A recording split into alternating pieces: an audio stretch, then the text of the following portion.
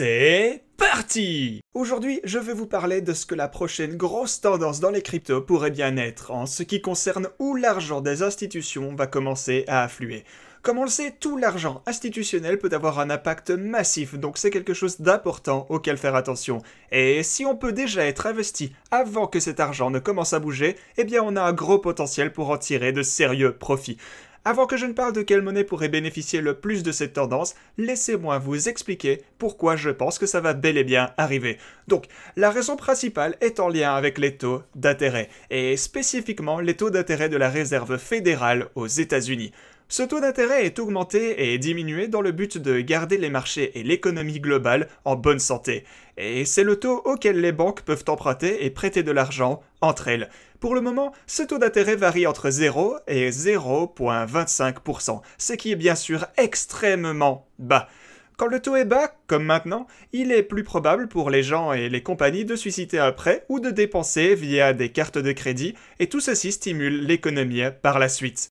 Donc en sachant tout ça, la raison pour laquelle le taux est si bas en ce moment est parce que la Réserve fédérale essaye d'aider l'économie à rester forte et à récupérer après les événements de l'année dernière. Mais si ces taux bas aident l'économie en général, ils amènent cependant les banques à essayer de trouver d'autres moyens de faire du profit avec tout leur argent, étant donné qu'elles ne peuvent plus en faire autant en le prêtant. Et donc ceci nous amène à pourquoi la prochaine grosse tendance pourrait s'avérer être les cryptos à preuve d'enjeu. Avant que je ne plonge dans tout ceci, faites en sorte de vous abonner et d'activer la cloche afin de ne jamais rater ce genre de vidéos ainsi que tout le reste du contenu que je publie sur cette chaîne. Aussi, si vous voulez obtenir des cryptos gratuitement, vous aurez bientôt l'occasion de participer à notre giveaway hebdomadaire. On va commencer à faire gagner 25 $ chaque lundi dès qu'on atteint 250 abonnés. Donc n'hésitez pas à vous abonner, activer la cloche et mettre un j'aime sur la vidéo, mais surtout, partagez un maximum la chaîne autour de vous parce que le plus nombreux vous êtes, le plus de cryptos on vous fera gagner. Donc, commençons par jeter un œil à cet article à propos de deux analystes de JP Morgan qui s'accordent à dire que les monnaies à preuve d'enjeu pourraient être bénéfiques dans l'environnement actuel de taux bas. Ils pensent que lorsqu'Ethereum 2.0 va être lancé, cela va populariser les méthodes de consensus de preuve d'enjeu et rendre les rendements de staking plus attractifs en tant que source de revenus, autant pour les institutions mais aussi bien sûr pour les investisseurs particuliers. Ils estiment qu'actuellement, à travers tous les blockchains de preuve d'enjeu, les investisseurs apportent aux alentours de 9 milliards de dollars en revenus de staking. Mais ils s'attendent à ce que ce chiffre augmente jusqu'à 20 milliards l'année prochaine et 40 milliards d'ici 2025. Mais avant que je ne continue, certains d'entre vous se demandent peut-être pourquoi ces analystes pensent en fait que les institutions vont attendre jusqu'à ce qu'Ethereum 2.0 soit lancé pour commencer leur staking alors qu'on peut le faire directement maintenant. En fait, ils ne le spécifient pas exactement, mais personnellement je pense que ça doit avoir quelque chose à voir avec le fait qu'ils veulent disposer d'un produit fini et poli, prêt à être utilisé avant de s'engager avec de larges sommes d'argent. Cependant, tout le monde ne partage pas cette opinion, parce que le staking d'Ethereum 2.0 grandit toujours extrêmement rapidement et vient d'atteindre 6 millions d'Ethereum étant bloqués il y a juste quelques jours, ce qui est plus de 5% du stock total. En revenant au rapport, les deux analystes ont également comparé les cryptos stakés à du cash, les équivalents de trésorerie et les instruments à revenus fixes tels que les bons du trésor.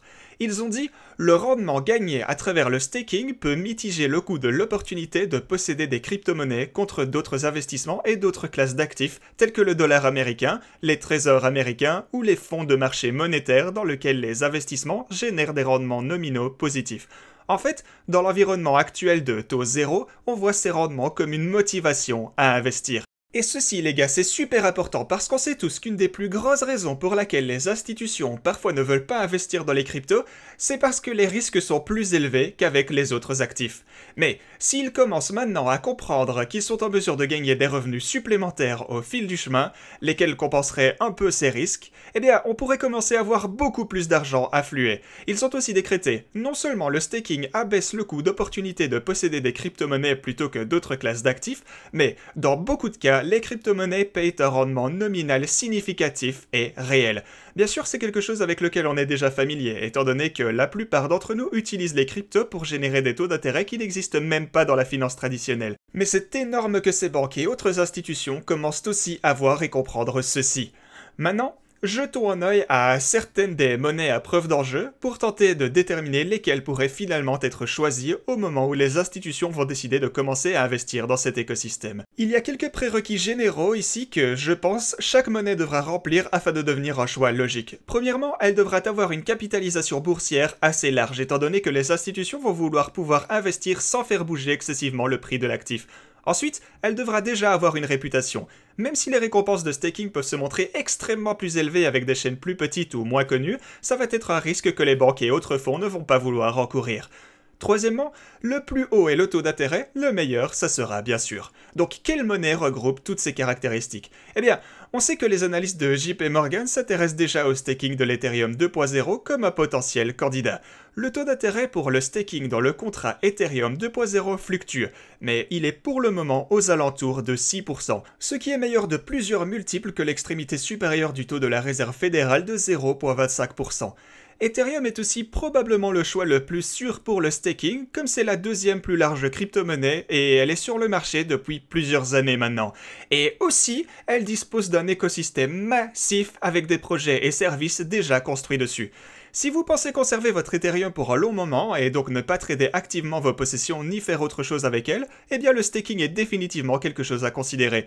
Certains d'entre vous sont aussi probablement déjà en train de penser à Cardano et je pense qu'elle est peut-être dans la même situation qu'Ethereum 2.0 dans la mesure où les institutions vont attendre que ça soit complètement opérationnel avec les smart contracts implémentés avant d'investir. Mais on devrait voir ça durant cette année, donc ça n'est plus si loin. Le rendement annuel pour le staking de ADA est aux alentours de 7,25%, et le projet est également entouré par une très forte communauté, ce qui représente un énorme potentiel pour le futur. Donc je pense que Cardano va définitivement être considéré.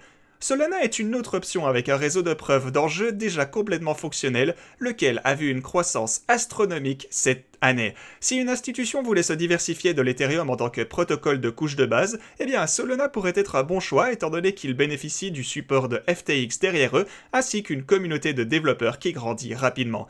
Additionnellement, quelque chose à considérer ici est que Solana présente des avantages majeurs comparés à l'Ethereum en termes de vitesse et de débit.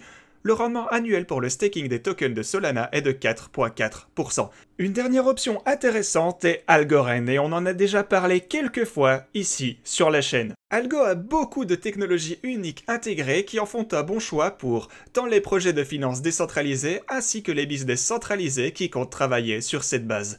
Elle a aussi des outils pour connecter toute la finance décentralisée à la finance centralisée et bien plus. Le revenu annuel pour le staking de tokens Algo afin de sécuriser son réseau tourne autour de 5,6%. Il pourrait bien sûr y avoir bien d'autres monnaies qui présentent les trois caractéristiques que j'ai nominées, mais comme vous pouvez le voir, il n'y en a probablement pas plus que 10 au maximum, ce qui rend les possibilités vraiment faciles à réduire. Avec ceci en tête, si vous pensez que les monnaies à preuve d'enjeu sont sur le point de voir un afflux d'intérêt et d'argent durant les quelques prochaines années, tel que les deux analystes l'ont prédit, eh bien vous pourriez créer un petit portfolio ne contenant que des monnaies à preuve d'enjeu. Non seulement avec cette position vous tirez avantage de cette tendance, mais vous bénéficierez également des revenus supplémentaires gagnés en chemin, lesquels pourront être alors réinvestis ou retirés et être investis dans quelque chose d'autre pour diversifier vos risques. Ok les gars, j'espère que vous avez apprécié cette vidéo. Si c'est le cas, faites-le moi savoir dans l'espace commentaire et je vous dis à la prochaine.